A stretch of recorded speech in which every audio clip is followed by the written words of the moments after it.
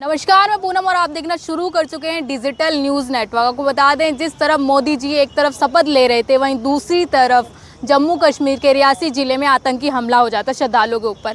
लेकिन लगातार मोदी जी 10 सालों से ये कह रहे हैं कि देश सुरक्षित हाथों में है। क्या लग रहा है सच में देश सुरक्षित हाथों में है? हमारे साथ इसी मुद्दे पे बात करने के लिए मौजूद हैं एडवोकेट शशि उपाध्याय जी। सीधा इनसे जुड़ने की कोशिश करेंगे। सर, जिस तरीके से मोदी जी शपथ ले रहे थे, वहीं दूसरी तरफ आतंकी हमला हो जाता श्रद्धालुओं के ऊपर, क्या कहेंगे इस पर? देखिए, कल की जो घटना जम्मू कश्मीर में घटी जी। उस घटना को लेकर देश जो है बहुत दुखी है। हम उन कायरों को, जिन कायरों ने श्रद्धालुओं के ऊपर जिस तरीके से हमला किया है, गोलीबारी किया है, उसकी जितनी भी भर्त्सना की जाए वो बहुत कम है। और जहाँ तक रह गई बात कि आपने कहा कि मोदी जी के हाथों में देश सुरक्षित है। जी, मोदी जी लगातार बोलते हैं ये बात। सुनिए, आपको मैं बता देना चाहता हूँ, आपके चैनल के माध्यम से बताना चाह रहा हूँ कि ये तो दुर्भाग्य है कि चुनाव होने के बाद ये घटना हुई है। अच्छा। कहीं अगर उस चुनाव के दरमियान हो गई होती ना, तो इसका भी इवेंट होता। जैसे पुलवामा घटना का इवेंट हुआ, खूब प्रचार प्रसार हुआ, उसके नाम पर वोट मांगा गया। अच्छा। उसी तरह मोदी जी, अगर ये घटना कहीं चुनाव के वक्त हुई होती तो इसके नाम पर भी वोट मांगते। अच्छा। निश्चित मांगते। और सुरक्षित कितना है ये लगातार मोदी जी ये कहते हैं कि जम्मू कश्मीर में शांति की स्थापना स्थापित हो चुकी है। लेकिन आप लोग जो बराबर कहते हैं कि मोदी जी कहते हैं, मोदी जी देश नहीं है। अच्छा। मोदी जी व्यक्ति हैं और प्रधानमंत्री तब हैं जब इस देश की जनता ने उनको मत देकर चुनने का काम किया है। मोदी जी देश नहीं है। मोदी जी के हाथों में देश सुरक्षित है। क्या बात कर रहे हैं?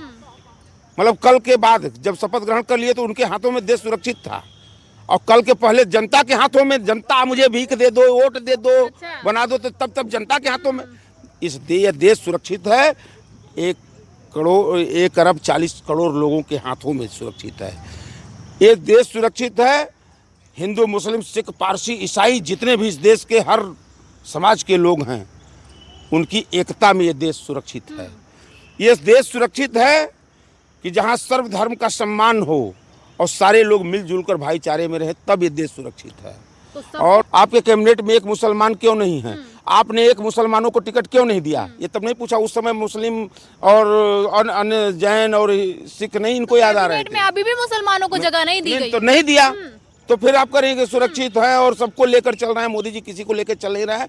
मोदी जी और संघ का एक एजेंडा है, उस एजेंडे पर ही चलने वाले व्यक्ति हैं। हाँ, समय समय पर बहुरूपिया है मोदी जी, बहुरूपिया हैं। ये रंग बदलते हैं। जैसे कि इन्होंने उस दिन शपथ के दरमियान संविधान को सर लगाया। अच्छा। उस संविधान को सर लगाया जिस संविधान को 10 साल लगातार रौंदने का काम इन्होंने किया है।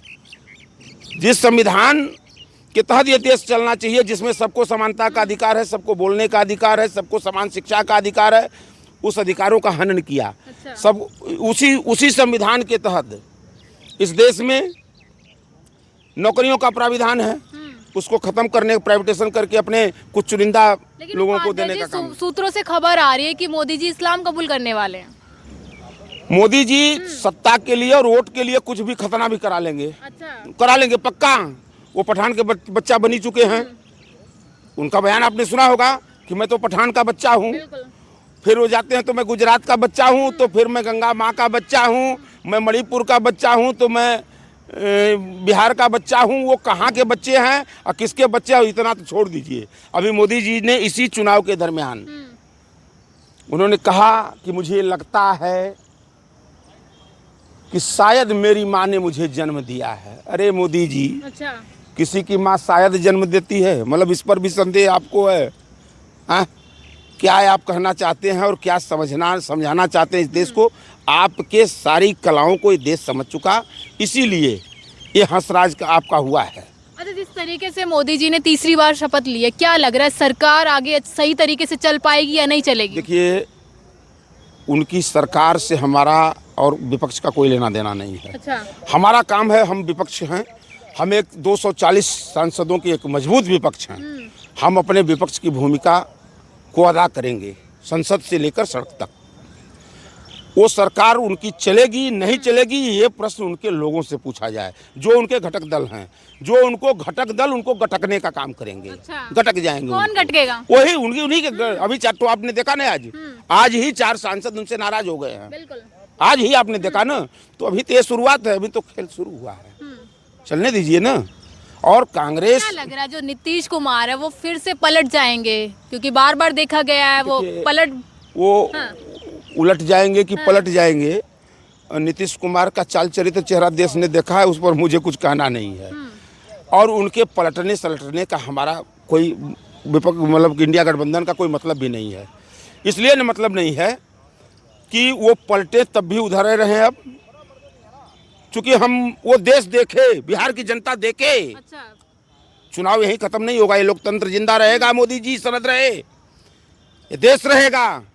और हर 5 साल के बाद इस देश में चुनाव होंगे, और सबके चरित्रों को ये देश की जनता खूब बारीकी नजर से देख रही है। भाई मोदी जी ये कह रहे हैं कि मैं देश को वहाँ ले जाऊंगा जहाँ कोई नहीं लेकर गया। हाँ, तो एकदम सही कह रहे हैं कि मोदी जी इस देश को वहाँ लेकर जाऊंगा नहीं, लेकर पहुंच गए हैं। अच्छा, कहाँ पहुंचे? जाऊंगा नहीं, गर्त में। अच्छा। गर्त में ये देश आज के डेट में पहुंच चुका है। आर्थिक स्थिति यहाँ की मतलब घुटने टेक दी है इस देश की। रुपया की स्थिति आप देख रही हैं कहाँ है। आपसे मैं पूछ रहा हूँ, विद्वान पत्रकार हैं, जीडीपी का अर्थ समझती होंगी। बिल्कुल। कहाँ है कि इस समय देश की जीडीपी का क्या क्या है, आप बता सकती हैं? किसी विद्वान से मैं किसी विद्वान अर्थशास्त्री से पूछना चाह रहा हूँ कि बता दे। मैं भाजपा के किसी बड़े नेता से जो कहते हैं कि विश्व गुरु बन गए, हम विश्व में डंका बज रहा है। लेकिन जनता क्यों विश्वास करती है फिर सरकार भाजपा पे? कहाँ अच्छा विश्वास की? नहीं, कहाँ विश्वास की? अयोध्या की जनता ने विश्वास नहीं किया, यूपी की जनता ने विश्वास नहीं किया। अच्छा, तो बन गई ना नहीं, तो जोड़ तोड़ के वही बनाए। तो जोड़ तोड़ के आप भी बनाने वाले? नहीं, हम नहीं। कौन कहा? किसी एक नेता का बयान बताइए, हमारे किसी एक नेता का बयान बताइए कि हमारे नेता ने कहा कि हम कांग्रेस जोड़ तोड़ कर कभी सरकार नहीं बनाती। आपने तो नीतीश कुमार को प्रधानमंत्री का वो दिया था। कौन किसका बयान बताइए ना, बयान बताइए। त्यागी कह रहे थे। कौन? अरे केसी त्यागी हमारे कांग्रेस के नेता हैं।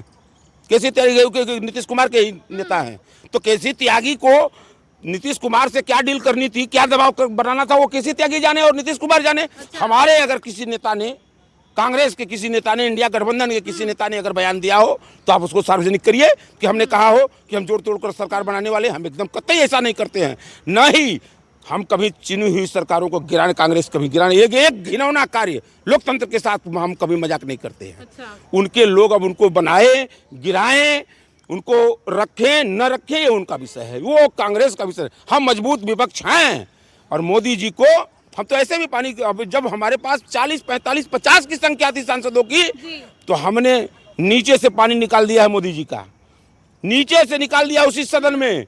राहुल जी की सदस्यता तक को उनको बर्खास्त करना पड़ा, राहुल जी को।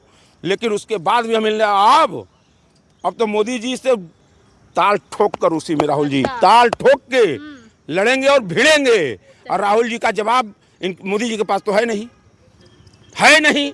क्योंकि राहुल जी इस देश की बात करते हैं, मोदी जी उन्माद की बात करते हैं। इस देश में धार्मिक उन्माद की बात करते हैं, जातिगत उन्माद की बात करते हैं, समाज को बांटने का बात। वो कहाँ जवाब दे पाएंगे? हम तो उनसे विपक्ष के रूप में उनसे लड़ना चाहते हैं। हम एकदम नहीं, कतई हम उनको सत्ता उनके पास उन्होंने बनाया है। ये उनके घटक दल जाने कि उनके साथ कितना दिन रहेंगे या नहीं रहेंगे, कि उनको गटक जाएंगे।